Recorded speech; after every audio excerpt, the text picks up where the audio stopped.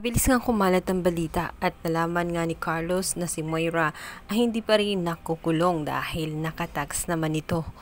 Kasama nga itong pugante na si Dax. Kung kaya't nag-aalala si Carlos, ngayon hindi siya makakapayag na mananatiling malaya itong si Moira. Kung kaya't gagawa siya ng paraan nang sa ganun masuplong nga itong si Moira at makabalik sa kulungan dahil alam niyang hindi titigil si Moira sa kanyang masamang gawain. Hanggat nasa labas siya ay hindi niya tatantanan ang pamilya ng mga tanyag maging itong si Lynette na makakaligtas sa paghiganti nitong si Moira. At ngayong nasira nga niya ang reputasyon at tuluyan ng nalaman ng lahat na si Moira talaga ang may pakana. Natitiyak niya si Moira ay hindi titigil, gagawin niya ang lahat-lahat ng kanyang makakaya nang sa ganun bumagsak din ang mga tanyag. Ito ngay malalaman ni Moira na mayroong gaganapin na party itong si Annalyn, kung kaya't kinuha niya ang mga impormasyon sa tulungan nitong si Dax. Ayaw na sana ni Dax na gawin ang inuutos ni Moira dahil gulo lamang ito at maaaring damay-damay na nga ang lahat-lahat sa oras na magpalya na naman ang kanyang mga plano at natatakot siya para kay Zoe at para na rin sa kaligtasan nilang lahat. Ngunit si Moira ay hindi Payag na walang gagawin, lalo't nasira nga ang kanyang pangalan ng tuluyan na dahil sa ginawa ni Carlos na live stream, kung kaya't hindi siya papayag na maging masaya ang party nitong si Annalyn. At naisip nga niya ang plano kung saan meron nga siyang ipapasabog na sa mismong party nga nitong si Annalyn. Ikakagulat umano ng lahat ang kanyang gagawin. Isa umanong pangyayari na magbibigay sa kanila ng masamang alaala. Ano kaya ang maiisip ni Moira? Aaminin na kaya niya ang lahat-lahat? Total, wala na siyang pwedeng itago pa. Na siya ang may pakana ng lahat at ang dahilan ng pagkamatay ni Lolo Pepe ay ang kanyang anak na si Zoe. Ito na kaya ang pagkakataon, ilalaglag nila ang lahat, maging itong si Carlos. Idadamay na rin kaya ni Moira? Sa kabilang banda, mag-aalala naman itong si Doc RJ dahil nga mayroon siyang aatinan na seminar at nagkataon ding same schedule nga sa party na gaganapin kay Annalyn. Kung nag-aalala siya, baka hindi siya maka-attend ng party nitong si Annalyn, kung saan ito na nga sana ang pagkakataon na magkaka-party itong si Annalyn na buo silang magpamilya.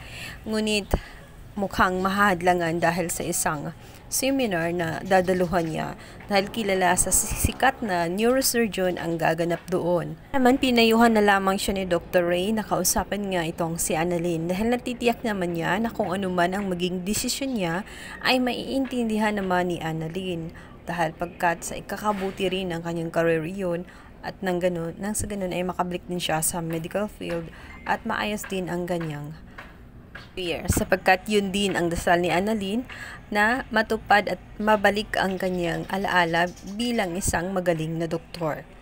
Sa kabilang banda, darating na nga ang araw kung saan gaganapin na nga ang party nitong si Annalyn at ito nga'y gaganapin sa isang isla sapagkat beach party nga ang mangyayaring team sa party nitong si Annalyn.